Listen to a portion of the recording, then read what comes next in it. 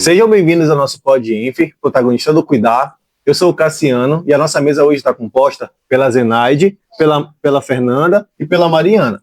Hoje a gente vai mergulhar num tema que é muito importante na vida dos nossos trabalhadores, que é a síndrome do burnout.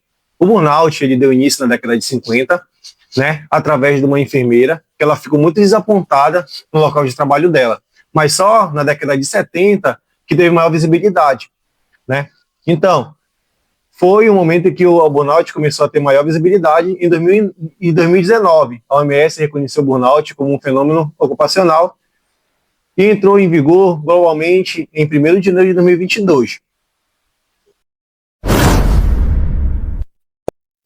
Bom, gente, vocês devem estar se perguntando o que é burnout, né? Então, a gente vai adentrar um pouco sobre, para a gente estar especificando para vocês o que causa a burnout. A burnout ela é reconhecida, como a gente falou, pela OMS, como uma síndrome ocupacional. Inclui exaustão emocional e física.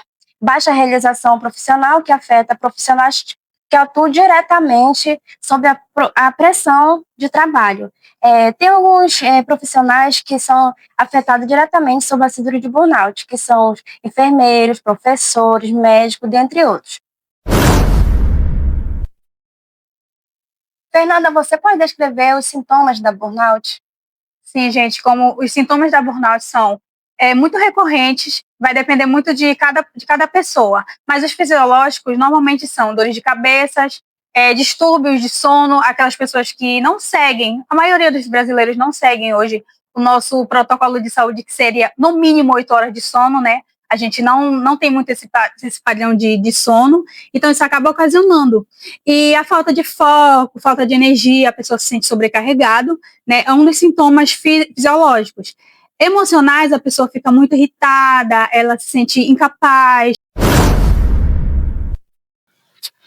Dificuldade de concentração, e essas são umas das questões emocionais que afetam muito os trabalhadores hoje, né, na questão do burnout.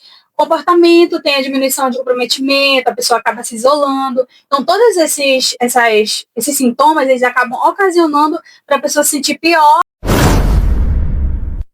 Fê, e você viu também, né, que pela tratativa que a gente viu, que tá muito isso na área da enfermagem. Você, na sua vivência, com seus amigos, você vê muito isso, realmente isso acontece com o técnico, com o enfermeiro. O teu enfermeiro, ele chega muito estressado.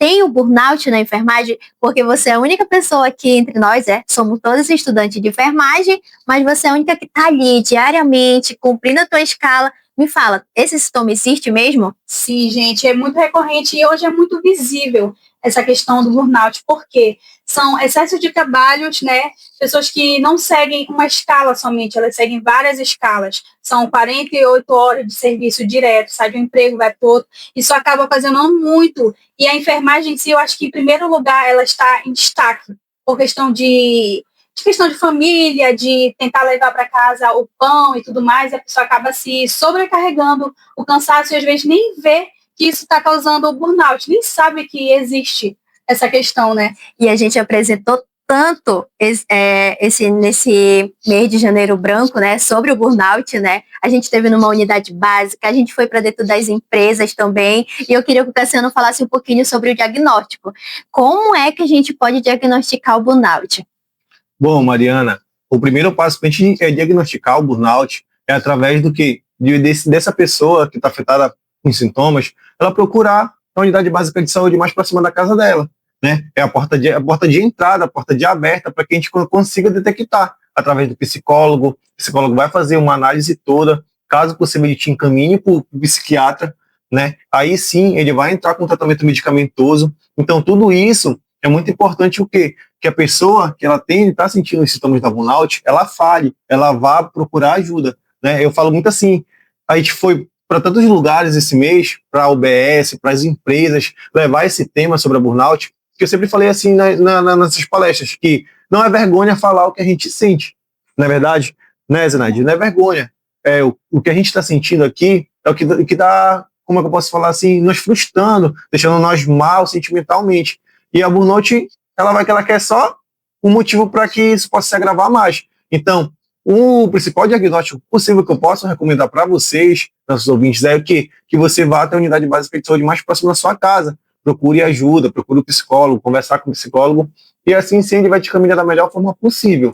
E a gente viu também, né, já dando gatilho, que o burnout ela pode ser comparada, como a Fê falou, os sintomas eles são muito parecidos com ansiedade, depressão. Então você realmente precisa ir com o psicólogo vai ali, é a porta de entrada, né? Até mesmo dentro da unidade básica é difícil, né? A gente sabe que é muito difícil a gente ter a porta de entrada com o psicólogo, mas lá o enfermeiro na unidade básica, o médico, a gente também teve a oportunidade, né? O médico, ele deu uma palestra, ele ajudou a gente, então, e também a gente, dentro das empresas, a gente já percebeu, né? Que tem aquela porta de entrada. Dentro da empresa que eu trabalho, eles pagam terapia, então já tem aquele diferencial, né? Online. É um dos quesitos hoje da prevenção, procurar dentro da empresa ter alguma forma do funcionário se sentir melhor, se sentir mais acolhido, né? Ter esse acompanhamento com o psicólogo hoje é muito, muito fácil de ter. Nas empresas normalmente tem um psicólogo para dar aquele apoio, aquele suporte emocional, mas você precisa falar e verificar esses sintomas que você está sentindo, que talvez não seja somente um cansaço, né? E como diz na nossa prevenção, eles falam muito sobre ginástica laboral, a pessoa sair até mesmo do seu... Verdade. Não só do emprego, mas da sua casa, sair com a sua família. Querendo ou não, o lazer, ele faz muito, porque a nossa mente, ela se abre ao mundo. E assim também como atividade física. Gente, atividade física hoje é indicado para tudo, né, praticamente. Então, é aquela hora que teu corpo cansa e a tua mente descansa. Então, também ele é tratado como das prevenções para o burnout.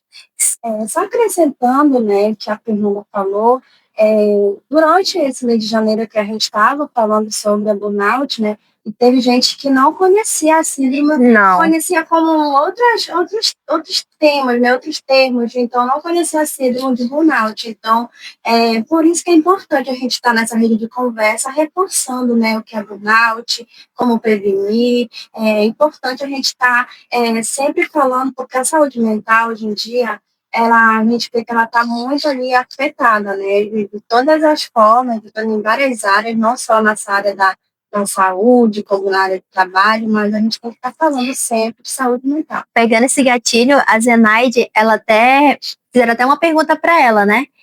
Que se dentro do ambiente de trabalho a pessoa tiver com burnout, ela pode adoecer o restante do grupo. E ela, na hora, ela conseguiu, foi uma das pessoas que são responsáveis, direção da empresa, né? Já preocupada, pensando assim mesmo, realmente o burnout pode acontecer dentro da empresa e pode acabar afetando o grupo. Por isso que é muito importante o autocuidado, é muito importante também as empresas acolher, ter apresentações, palestra, o psicólogo ali diariamente, tá dando encaminhamento também, tá mostrando e dando também a porta de entrada como a gente teve, né? Está trazendo o impacto da burnout, né, na vida do trabalhador. Que a gente já falou que é o estresse repetitivo, que afeta diretamente o desempenho não só da empresa, mas do funcionário, do colaborador. Essa sobrecarga proveniente de longas jornadas de trabalhos e prazos impossíveis e falta de suporte mesmo da empresa, porque algumas empresas que ela não tem esse suporte com o trabalhador, né? Então, isso vai ocasionando, gerando mais a síndrome de burnout. No Brasil, 30% dos trabalhadores relatam sintomas, segundo os dados da Associação da Medicina do Trabalho. Para vocês terem uma noção, a burnout, ela já existe um assídio para essa síndrome, que é a QD85. A síndrome de burnout passa a integrar a lista de doenças ocupacionais pela OMS. Uma das características profissionais sobre os sintomas da síndrome é a implementação de práticas institucionais de apoio que são essenciais e reforçam a importância como uma questão de saúde pública. E aí a gente já vem prevenindo, né, usando as formas, né, que esse mês a gente deu muitas dicas, né, A Fê, ela pode dizer um pouquinho sobre a forma de prevenção. Sim, gente. Na verdade, a prevenção ela vem muito dentro da empresa e fora também, né? Assim como soluções incluem atividades laborais, atividades físicas, que hoje é muito importante para todos os efeitos da nossa vida, né? Assim como a busca ativa, a roda de conversas, palestras educativas, tudo isso ajuda, né, no controle, até mesmo para prevenção da burnout.